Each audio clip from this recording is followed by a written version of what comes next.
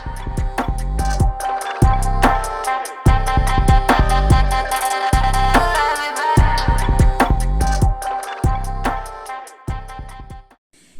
what's up you all? It is AngelicaNicolexo. Welcome to my channel, and in today's video we will be discussing ways on how I lighten my reality. Okay, so we're going to start off with the first one.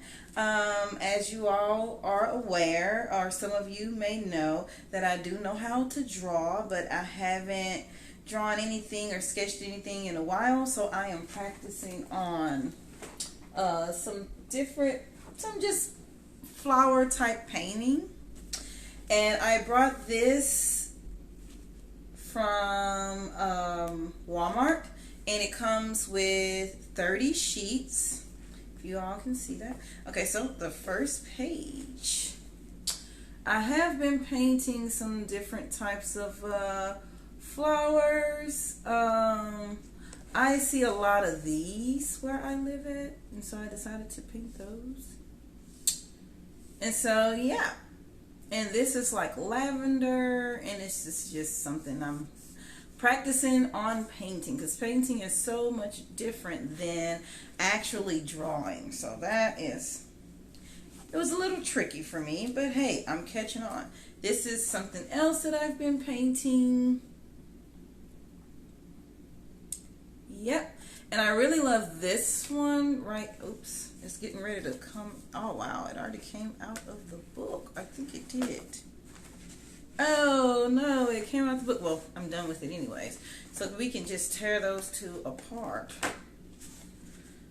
So anywho, yeah, this is it right here. I painted this, and this is how I lighten up my, what did I wrote? What did I write? How I lighten my reality, because I love to do some like different types of painting. This is my actually first time painting since I was in the 3rd grade. Isn't that something? So I still I got it. I feel like my painting has improved since back in 3rd grade all the way up until now. And so this one, I really love this one and that one at the top, because see, that one, I love how the blue bleeds into the pink, and it kind of creates like a bit of a purple tint, a purple effect. And of course I have like a bit of yellow, like a golden type yellow, and then red around it. And then with this one, I really like it because I didn't add that much blue to it. But then I would kind of get like a watercolor type blue and try to take all of the paint out of it, and then just like paint it as if it was just a little speck of blue left, and that created that nice effect right there. And of course this looks like it has purple in it, but it's actually a pink. And then the dots are red, and then there's a bit of yellow, and here are the stems. And of course that's purple, of course. And yeah, so yeah, I've been practicing. And this one, of course, you know, the color bleeds in. I love when the colors bleed into one another, because it creates a different effect of the flower. So I've been practicing a lot with painting, and that's how one of the ways of how I lighten up my reality is I love to paint. So yeah, that's what I've been doing in my spare time, guys. What else? Adult coloring book. Okay, so again, I believe, oh, I forgot to show you the type of paint that I use. Okay, so I use this type of paint, and I don't remember if I got it from Hobby Lobby or Walmart. I'm not for sure. I did not get it from Ross or TJ Maxx or anything like that. I believe I got it from Walmart or Hobby Lobby. I don't know, something like that. And these are the paints. I do have other brushes that I use. It wasn't just the brush that it came with, but I also have other brushes outside of this that I use to paint with, because of course you just can't paint with that one little brush. And I'm going to show you these color pencils. This is what I've been using. I also use other ones, because this one I noticed it probably comes with one black one, but I guess I didn't realize it. Probably like one dark one. But anyway, so an adult coloring book. Just going to show you one. I believe I've showed my coloring books before. I brought this from the Dollar Tree. It was only $1.25. As we all realize, like Dollar Tree is now, everything is now $1.25. No matter what, nothing's $1 anymore. So that's what I noticed. But anyway, so this is about penguins, and so this one I decided to use a color pencil. I also did this. This right here, reindeer, and this right here. So, you know, and also just like a side note of other ways how I lighten my reality is I love to tap into my inner child.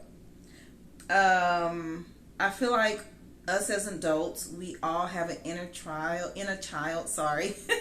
we all have an inner child that's probably crying out every single day, waiting to come out. And I feel like for me, my inner child brings my creativity into my reality. And so, again, some of my creativity, of course, is painting, adult coloring, and it's just beautiful, it's heartwarming, and it just, you know, you don't have to take life so serious when you are tapped into your inner child. It just reminds us that, you know, that inner child will always be there, no matter what age we are. It will always be there. You know, you can go to the park and swing on the swing.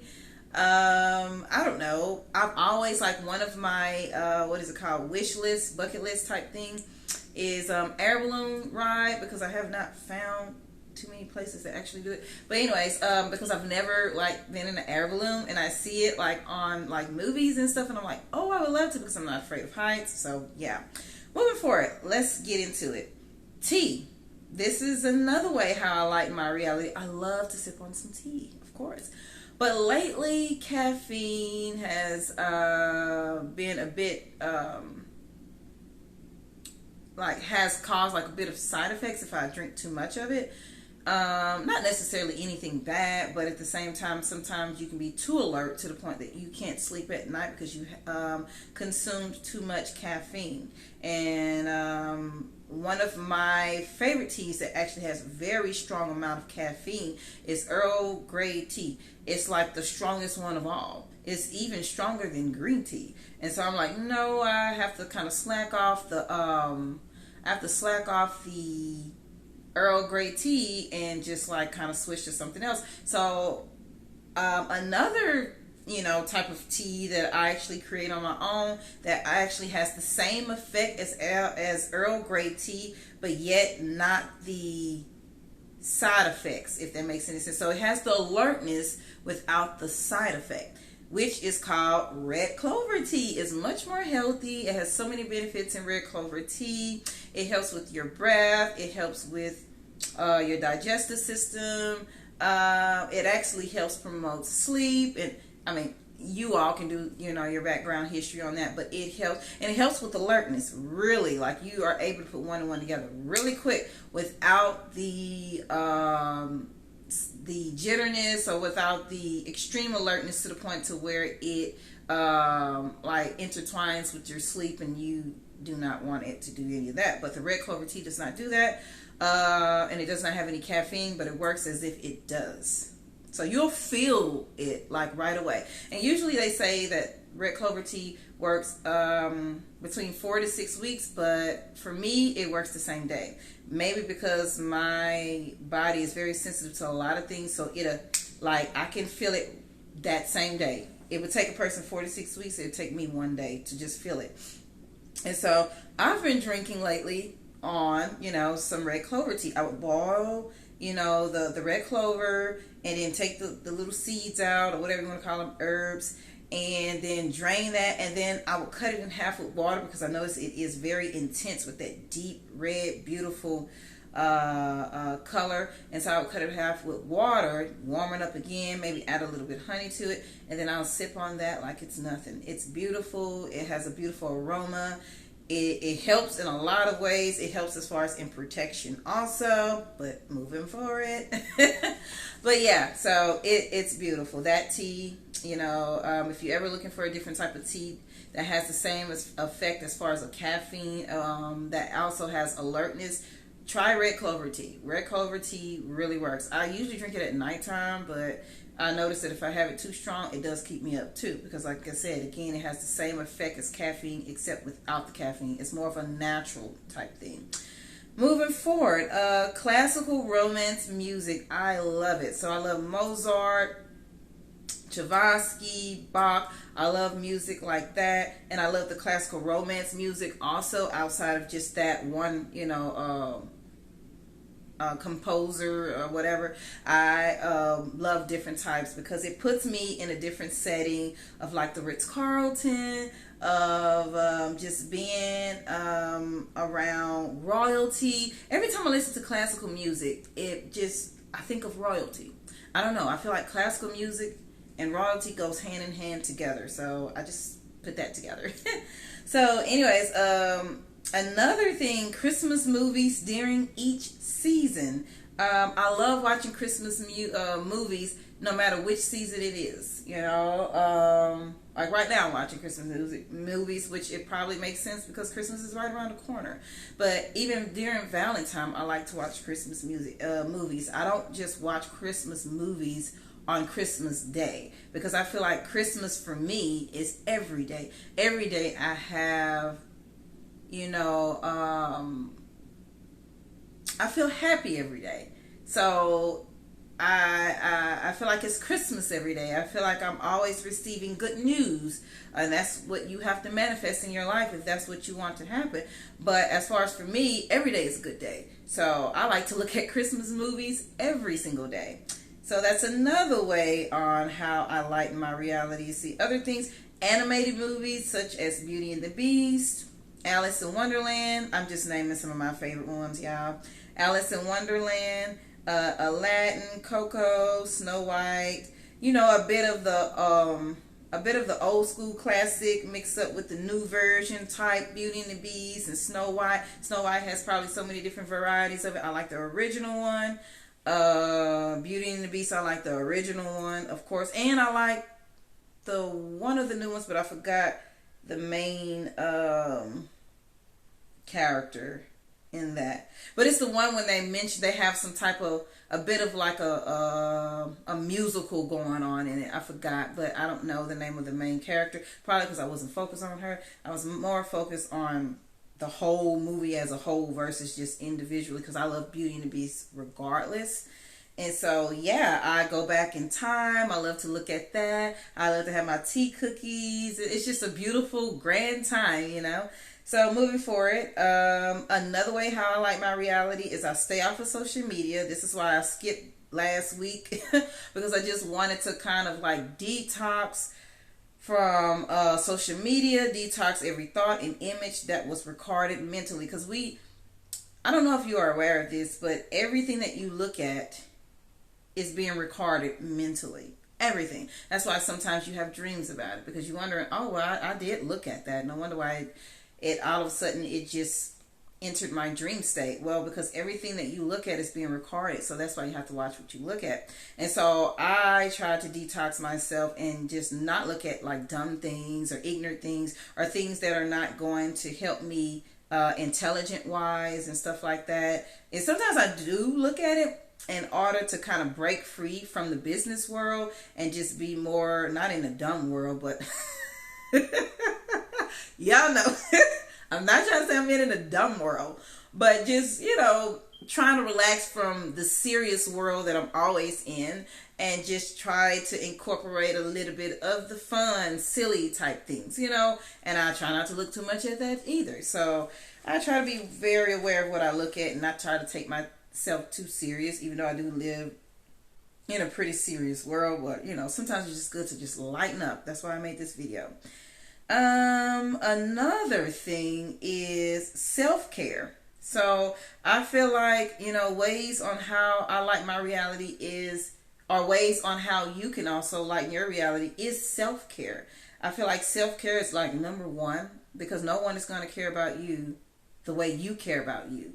So self-care is really important, because if you don't take care of you, how are you going to be able to achieve your goals? How are you going to be able to be focused on a lot of things if you don't take care of you? And then remember, first impression. I always look at first impression. First impression to me is also everything. So if you come to me looking, sideways, I'm going to look at you and dismiss you and decline any offer that you're trying to offer me, because I can't take anyone serious that just doesn't care about themselves. So moving forward, self-care by having a self mani and pedi, which I probably need a mani and pedi, but whatever. And when I say self mani and pedi, that means you do it yourself. You don't always have to go to the nail shop. You can actually buy all those supplies, go to Amazon, buy all those supplies, and have it at your home and create a spa, an in-home spa. Buy all the sugar scrubs and buy all the lotions and create your own lotions and potions. Add a little bit of magic, because I'm all about that, You can create so many, like right now, maybe I should do a DIY project one day, whatever. Right now I'm creating this beautiful shimmer pearl powder, because I'm buying like natural powder, and then I'm buying like the shimmer, they call it Mecca, I don't know, whatever, and combining it together and adding scents of different types of powder and just creating my own little whatever, and buying like a Victorian type glass jar to where I can have my powder, and then I have my little white puff pearl type ball, whatever you want to call it, and feather type thing, and then I put it in there, and then have the glass on top of it. So I'm creating that, so that way when I have a shimmer, instead of it always being gold, it can be a beautiful pearl type silver, instead of it always being gold, So I'm creating that. I'm also creating like a shimmer type lotion, because I do like extreme shimmer and then sometimes medium coverage type shimmer. And so I'm creating my own lotions, and I'm adding, like, as I am creating my own shimmer type lotion, I'm adding, of course, my enchantment into that too, a part of my manifestation and stuff like that. And you should do that too. But that's what I'm doing on the side, and I create like little lotions and stuff like that. I may sell it one day, but it's coming out wonderful, because it's like my project. And so there's no such thing as imperfection or whatever when it comes to things that you're creating for yourself, because even if you feel as though it is an imperfection, you can always tweak it and make it however you want it. So sometimes a mistake is actually perfect, a perfectly perfect mistake, whatever you want to call it. So anyways, I also wrote a bubble bath with champagne. Oh my God, yes, with some candles. And like in the bubble bath, I love to have dry rose petals. Sometimes I like to have lavender, because I love the smell of lavender. It's just a fresh scent. I love mint, so sometimes I would have a bit of mint leaves in my water, because I love the smell of leaves. I love the smell of mint. Sorry. See, I've been drinking that clover tea. Let me probably drink some water. That's the problem. This cup, you like? I brought it from Ross. It's beautiful.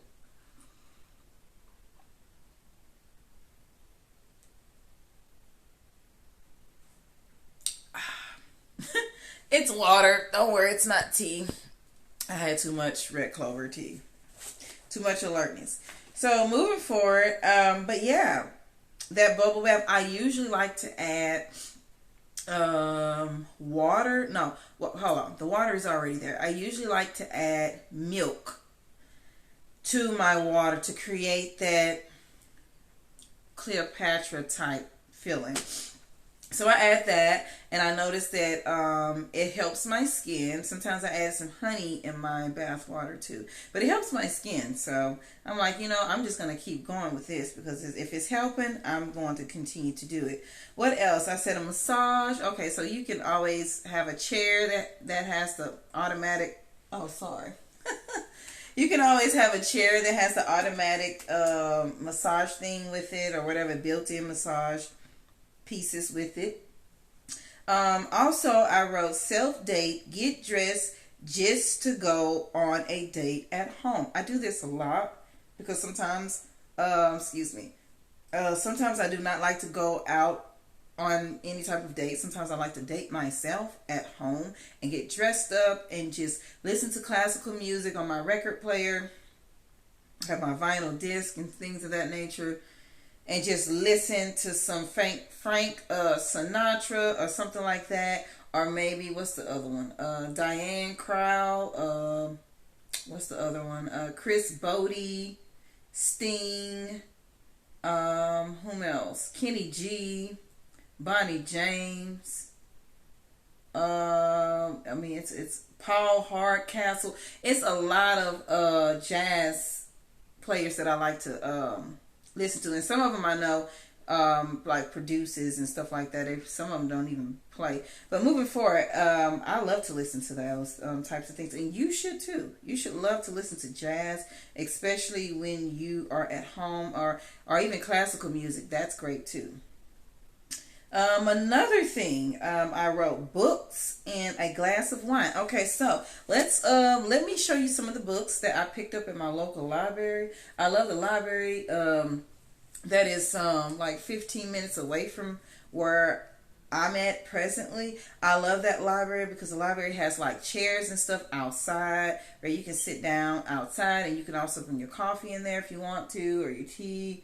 Yeah, I like the way that it's built. So let me show you some of the books that I picked up at the library.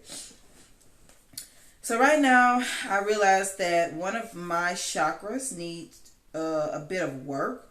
And so I found out it was my sacral chakra. And I noticed that this chakra is the main chakra that is for like lots of creativity, for manifesting and things of that nature. So anyways, I brought a book on sacral chakra, your second energy center, simplified and applied. Anyway, so this is how the book looks. Ooh, yes. Okay, so we're just going to go through all the books I brought from the library. Chakra Healing. A beginner's guide to self-healing techniques that balance the chakras. And it talks about food and diet, essential oils, crystals, behavior changes, meditation, and some yoga. I've did yoga before, and I find that you really have to be in a calm, meditative type state to even do that. So I like Pilates a little bit more, but I found out Pilates is a little bit more intense, so it's too much going on, right? It's a good thing I work out all the time anyway, so it doesn't matter, right? Here's another one, and it's called Hoodoo Herbal Folk Recipes for Conjure and Spell Work with Herbs, Houseplants, Roots, and Oils. And again, I have not read, like, I brought a lot, I didn't buy it. I checked out a lot of books, and I have not read it. But at the same time, let's just show some of the things that are in the inside of it. And so, it talks about mint. Mint is another biblical herb. It is worked for breaking jinx or hexes and to run the devil off. Use mint. And it says hot. So, I don't know if you're creating, like I said, I have to read more into this book. It talks a lot about Psalms in order to protect yourself if it's like magic type stuff. But moving forward, that's what another book that I have, and this is another one. It's called Birch, Oak, and Yew. Is it you or ye? You. Whatever. Connect to the magic of trees for guidance and transformation. The wisdom of birch, oak, and yew. I believe it's yew. And so it's just teaching you the magic of trees. So I just wanted to learn a bit about it because it's not like I can recognize a tree when I walk out there into nature. It's not like I can recognize what that tree actually is and what kind of tree it is. You know, if you're into tree magic, 9 times out of 10, the tree probably actually speaks to you when you walk out there. If you're into tree magic. But anyway, so got that too. Here's another one, chakra awakening. And so, you all, my third eye has been opening, like, for the first time in history. Like, I've never felt that sensation, to where right here it's vibrating, and it's like a buzzing, like a buzz, and then it's like it buzz and it turns off, and then it buzz and it turns out. It's like a vibration. So it's been opening up. It's been very sensitive lately, picking up lots of energy surrounding me, or just when I'm out and about. It's lots of energy, and it's just been buzzing and stuff. So I've been trying to figure out how to kind of calm my third eye down from all that vibrating and buzzing and stuff. That means you have ascended and things are just working out in your favor, honey. But moving forward, this is another one that I have picked up, the chakra awakening. And so here's another one, the magical adventure to connect with the spirit of trees. 9 ways to charm a... Y'all gonna have to help me with that word. Like I said, I don't know. I'm just trying to get more into the magic of trees. And if I can't pronounce it, I'm not going to try to pronounce it, okay? Whoever knows it, knows it. And so this is my first time ever trying to figure out how to connect to different trees. Because we all know that all is energy. So trees aren't dead. They are very much alive. They've been here longer than we have. So, hello. Here's another one. A complete book of spells, curses, and magical recipes. Oh, excuse me. Here's another one. So, quite interesting books that I have not yet even opened. I just looked at the title and was like, you know what? This is the one. And so, now this one I have been reading. This so far is my favorite. Like, this one right here is my favorite. And it's called Mrs. B Guide to Household Witchery, Everyday Magic, Spells, and Recipes.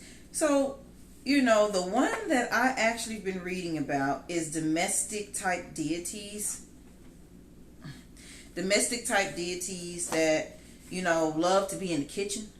They can help out with the dishes and stuff like that. Now, remember, if you don't believe, you won't receive. But if you believe, like say, you know, you wake up, your house is clean, and you wonder who cleaned it, and you know you didn't do it because don't nobody else live with you. Well, some other spirit probably took over and decided to clean up the house because they don't like a dirty kitchen. But they do have some domestic type spirits or deities that like to be in the kitchen. So if you like to do kitchen magic, like when I wash my clothes, now in one of these it talks about the laundry room, and see, it talks about the laundry room and how you can implement magic. So that's what I've started doing.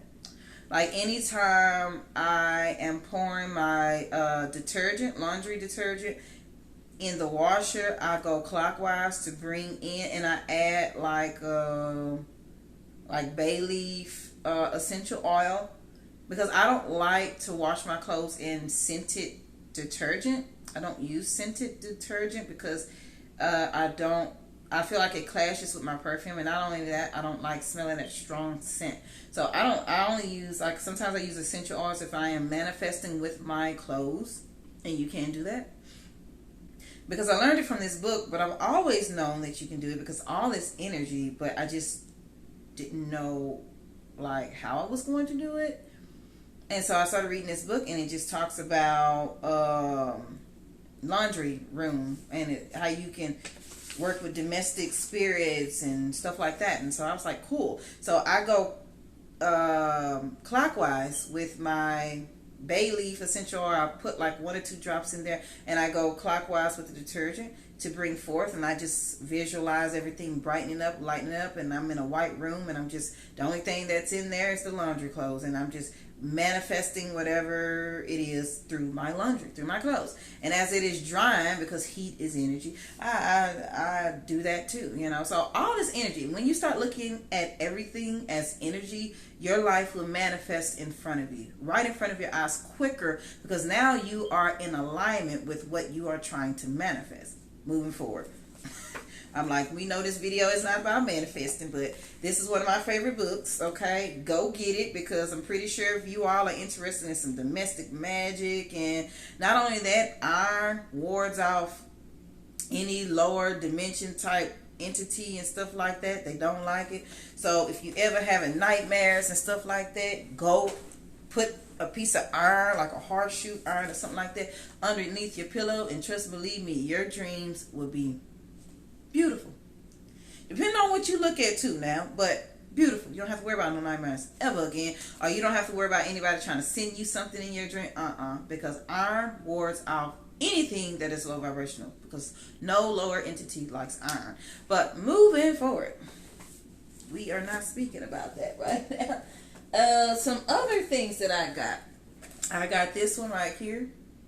Now the name of it is Quick LLC. All you need to know about limited liability companies. Protect your personal assets. Choose the best tax strategy. Understand LLCs versus S corporations, and of course they have C corporation in here too. So I'm trying to learn a bit about that, because you all know. And so I did learn that between S corporations and C corporation, that the only difference is it has something to do with taxes, and I believe the C corporation is the biggest one, because you have other people on the committee board and shareholders and all that other stuff. So I've been learning a few things. Okay, so I got this, and this is the new version. It's 2023. Even though it's towards the end, it's still valuable, and I can learn lots from here. So anyways, moving forward, I also got this Small Business Taxes 2023, your complete guide to a better bottom line. Isn't that the truth? Including tax changes from the Inflation Reduction Act. So just want to learn about, a few taxes and stuff like that. And here's another one. We all would like to be a part of that stoic world. I'm practicing. So I brought this book. I found it quite interesting, and it is called The Stoic Challenge, a philosopher's guide to becoming tougher, calmer, and more resilient. Ooh, yes. And here we have it. Hopefully you all can see that. So, I feel like I can learn, from this, dealing with life challenges, of course. And just read, I love reading about other people's story and other ways that how I can implement some of the things that are written in this book into my day-to-day world. And so that's why I love to read. So with the only one I've been reading so much, so far, is about the LLC and about the kitchen magic stuff. So far, I've only been reading about that. So I have a long ways to go. And I brought this. So I like to pick up children books too, because again, ways on how I like my reality, I like to get children books, because I feel like if I can go back, if I feel like my childhood, if I can think back, what was missing from my childhood? To be able to create more and have the freedom to create without someone saying you're weird, you're this, you're the odd one out of the family and stuff like that. I feel as though if I had, I'm not going to say I felt like I was robbed from my childhood. I do not feel that way at all. But I do feel as though a lot of things were missing from my childhood. I hear somebody saying, like what? Creativity, support, not always laughing at the things that I would come up with. Actually, maybe help me invest into that. Of course, back then when I was a child, I didn't know anything about investing. But one thing that I did feel like that was taken away from me at a time, it was when I was really deeply involved into art. Art was me. I was art. I was eat, sleep, and breathe art. Like art. Like that's all. You would catch me in a room for hours just drawing. What would I be drawing? Like comic type things. Like, things that I've seen around my house, I would draw it. Like I would actually draw my whole entire room while I was sitting inside my room. That type of drawing. And, one day I sent my information off, to something I seen on TV when I was a little girl in like second or third grade. And I sent it off to them without my mom, I believe, knowing, my biological mom knowing. And so, yeah, they could not, and come to find out, they accepted me because I got the letter. Like, they graded me on my art, and it was a B plus or a B minus. I believe it was a B plus. I'm not for sure, but I believe it was a B plus. And they said that I was accepted, but of course, you after you get accepted, then you got to pay to get in, because you just didn't get accepted on some type of scholarship. You got accepted as far as in, after the acceptance, now you got to have money to be able to get all the way through. There's like levels to get through, I guess, to art school or something like that back then. And so it made me quite sad that I could not, my parents at that time did not have any type of money to be able to afford for me to go. Had I went to art school, I'd probably be a major artist right now. But like I said, I felt like it was taken away from me when I was younger, because it kind of destroyed my dream, because I think around that time was when I stopped. Yeah, actually, around that time is when I stopped. And now I'm just now getting back into my art, which the talent never leaves you. It may lay dormant for years, but it just never leaves you because it's been there since birth. So I still got it, but, maybe one day I'll be able to reveal my art. Like right now, it's like I'm only into like abstract painting and stuff like that. Just trying to find freedom through art, if that makes any sense. Another way of looking at freedom through art. But moving forward, let's get back to this book. I kind of went left again. So this is called Ordinary Genius, the story of Albert Einstein. So this, of course, is not a children's book, but more of a teenage book, because in the local library, like one of the libraries that I like to go to, they have a section for like adults and teenagers and children, and this was in the teenager type section, whatever. So yeah, I like to pick up children's books and sometimes read it, and it may seem odd, it may seem weird, but it's not weird to me, because this is me tapping into my inner child. And never feel embarrassed about buying children books, even if you don't have children, because either you're anticipating it or manifesting it, you're doing something to be able to bring forth that child that you desire. Maybe through your inner child, I don't know. It's just the way that you perceive however your life is going to be. It's up to you, however you want to view it. But I'm saying I've never felt embarrassed about walking inside of a library and getting a few children books and reading them at the house. I've never felt embarrassed about that, because it's not about others, it's about me, and I don't care the way people see me. I care the way that I view myself. And as long as I'm being kind to the world and I'm being kind to myself, I don't feel like nobody should be judging me. And even if they do, I don't care, because nobody else's opinion matters except mine. And nobody else's opinion should matter about your life except yours, because who's the one that's paying the bills? Exactly. So I wouldn't even worry about anybody else. So this is a book that I have not read yet. I've always wanted to learn more about Albert Einstein, so I got his book, or someone who wrote about him. And so, yeah. And so, I forgot to mention. Now, when we go back to, let me show you some of the books that I actually have outside of, now this is, this is me just speaking to you all, because the video pretty much over with, but I'm just showing you all, some other books that I have. And you can tell I done read this whole book. Look how raggedy it looks. But this is called The Trump Card, Playing to Win in Work and Life, of Ivanka Trump. I love her book. She is a great author. I mean, she just gives details about it. I've read this book so many times. Recognize your passion. It just tells about her life story, and and how you can plan to win in work and life. Yeah, how you can win at life. On being positive. Knowledge is power. Isn't that the truth? That's why I'm always reading. Live to work, work to live.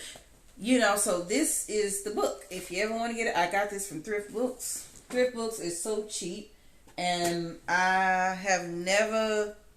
books have never gone missing when I shop with thrift books. And this is not sponsored or anything like that. I actually just paid for my books, so it's just a good place to shop at. This I got from Goodwill, and it's called Divine Desserts. Yeah. A taste of indulgence. So I like to create some desserts sometimes. And sometimes when I'm at the hotel, oh, look at this Jell-O. And sometimes when I'm at the hotel, I tell my husband that let's get a sweet, because sometimes I want to cook. And even if they got some fancy restaurant inside a hotel, sometimes I don't feel like going. Sometimes I want to actually cook, you know? Like sometimes you don't have taste. Ooh, this looks good. My apple pie looks better. That's one thing I do know how to make is apple pie.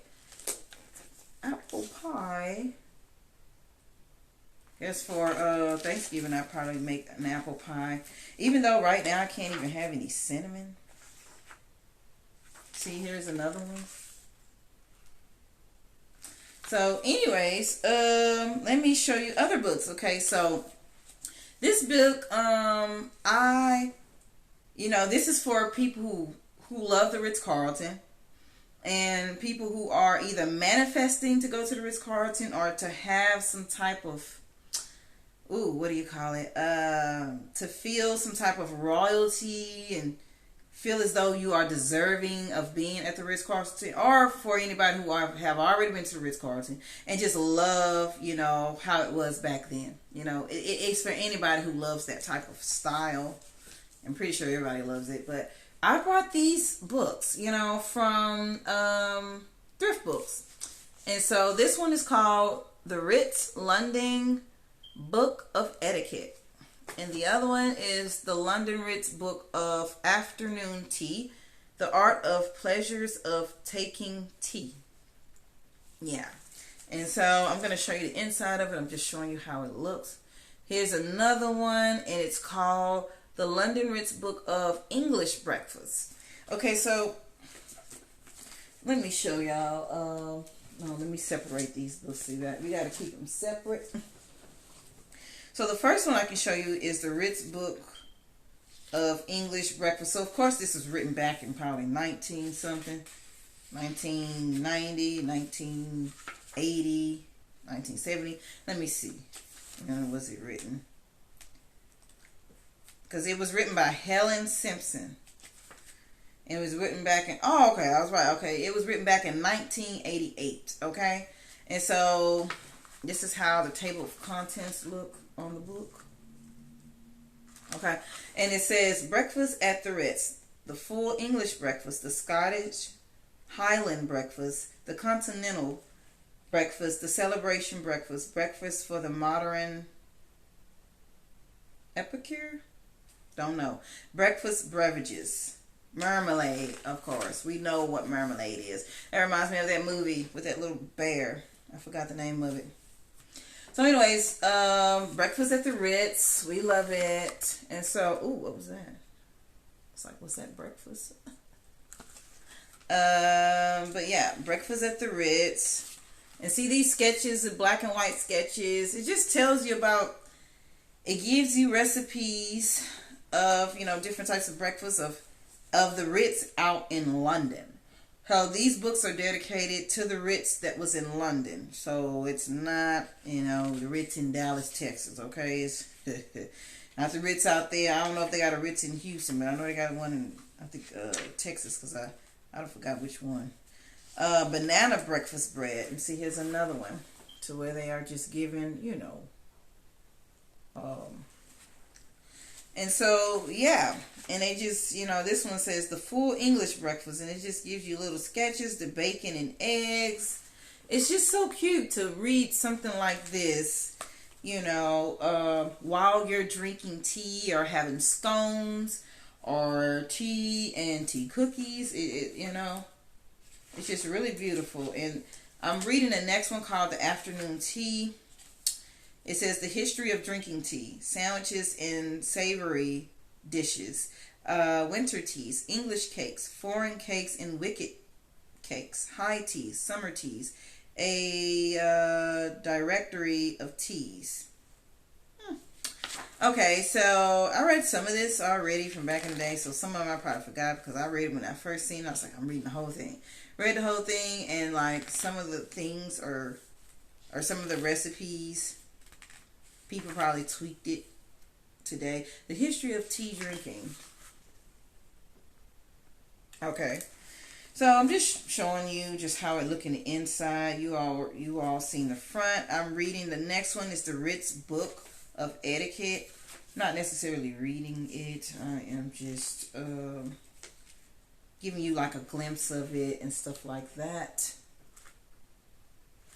So anyways, it says Royal Ritz, a true gentleman, a real lady, the perfect hostess, the ideal guest, the polite child, the good sport index. So maybe it's just teaching you how to act when you are inside of the Ritz in London. I mean, you of course have to act like a lady. And as we can see, it looks like, you know, some of the Victorian type class era back then, because of the way that they were dressed. It seems a bit Victorian, upper class Victorian. That's what it looks like to me. So the Royal Ritz. See?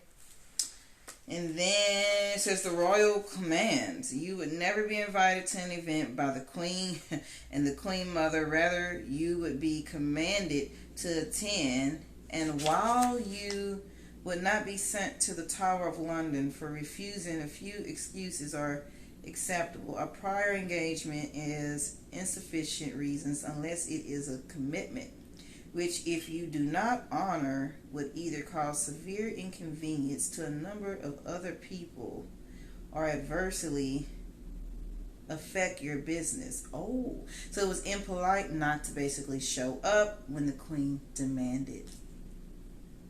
Whatever.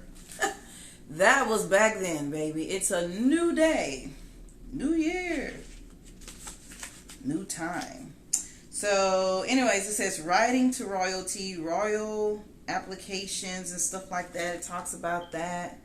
And so, yeah, those are those books. Let me show you other books. This is the Book of Runes. Me and the Runes have a very special relationship. So I love this book. I carry this book with me everywhere because they are always, sending me messages. And so, you know, like this rune, sigil, it's called sigil or sigil, along with tear, is one of the great runes of victory, and its appearance in the rune cast virtually assures success, great power. So if you ever seen this, it means success in great power. So I carry this book with me in my purse everywhere I go because I'm always seeing something that's representing a rune. Because me and the rune, like when you have a very strong, close relationship with, you know, sigils, and those sigils, you know, either represent something or someone or whatever, and you start to visualize a lot and stuff like that, you can call forth the beautiful runes.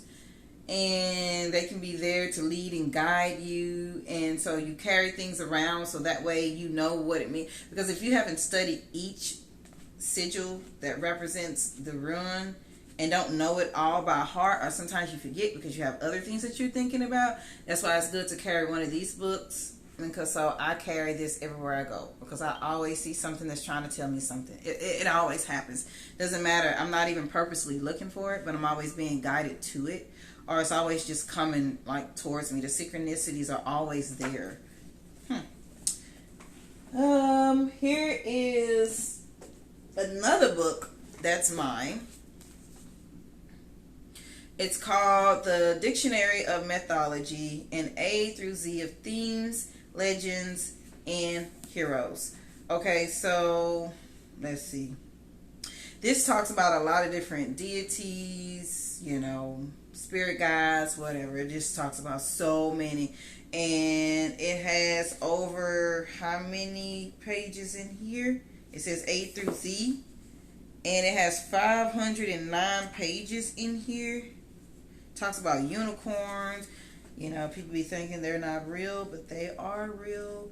But moving forward, it talks about dragons. It talks about all types of stuff. But you have to read it in, you know, like this one. Let me see. I'm just trying to find one. Oh. I'm just trying to find one that would represent something. Something that I can pronounce. Because some words I just can't pronounce, and I'm not ashamed of it because I'm not perfect. So it is what it is. Even though I feel like I live in a perfect world, sometimes certain things are imperfect. But it's perfect for me at the same time.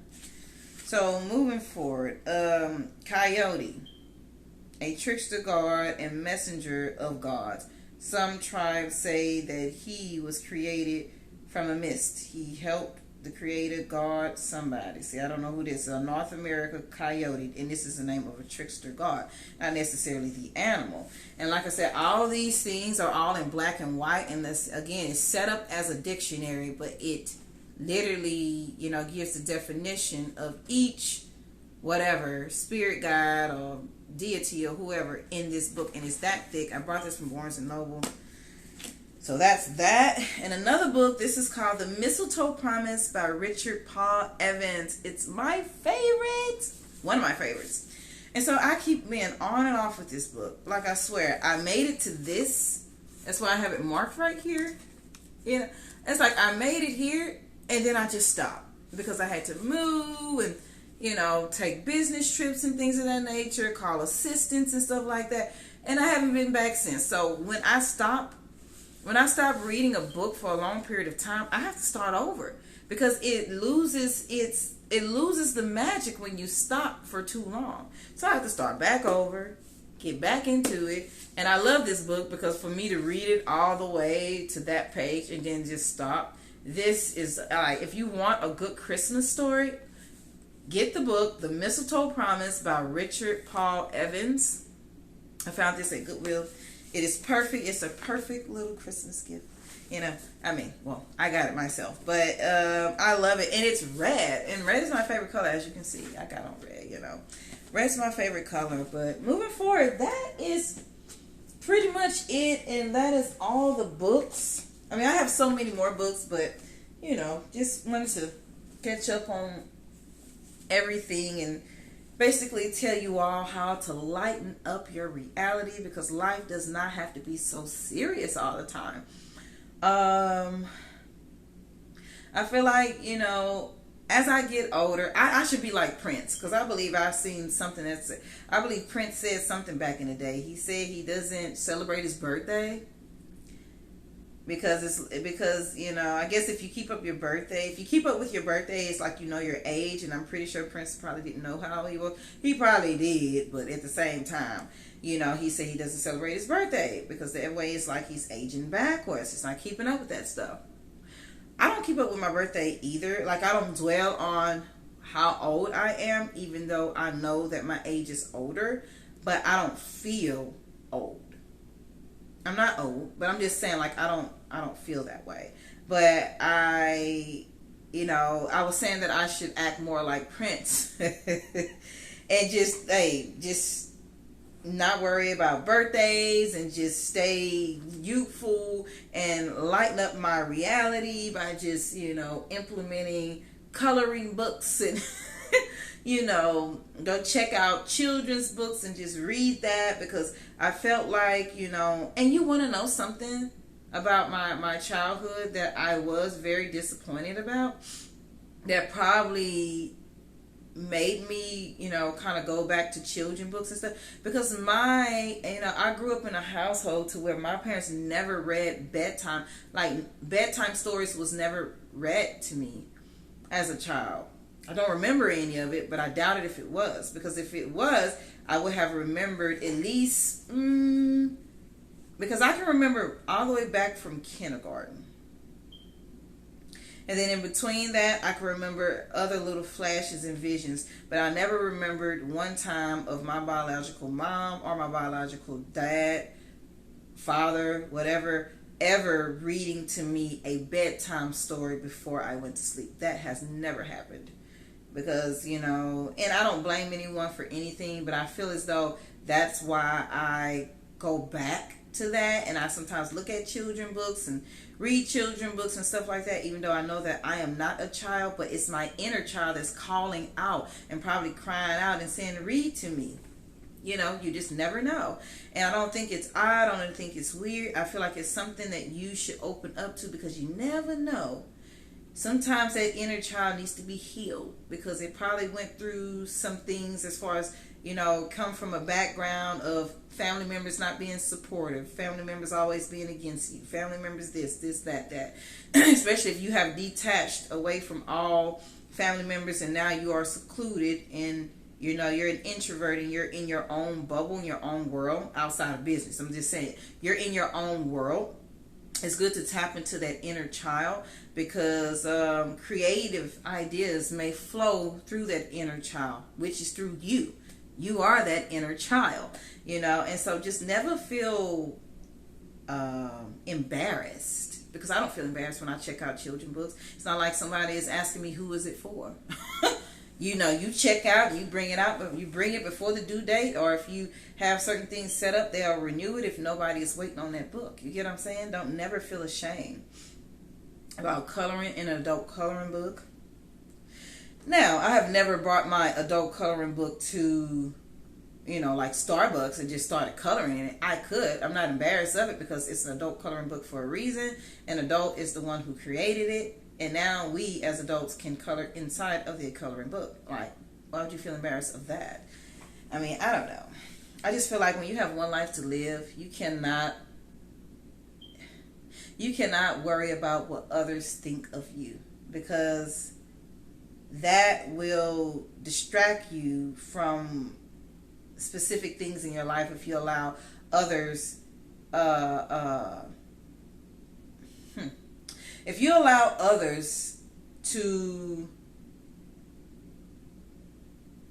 give opinions over your life and listen to their opinions that are over your life, they are basically in control of you.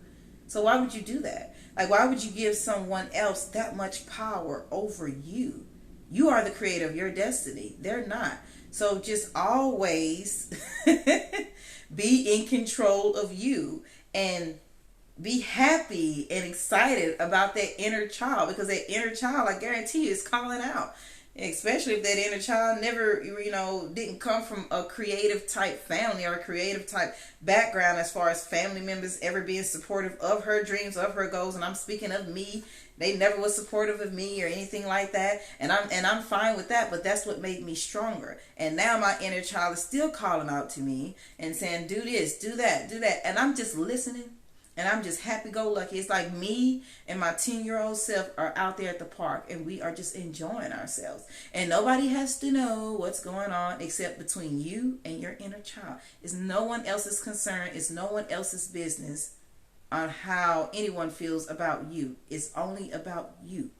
So, moving forward, I guess that is it, honey. We have made it to 58 minutes. I am excited. I enjoyed this video. This was fun.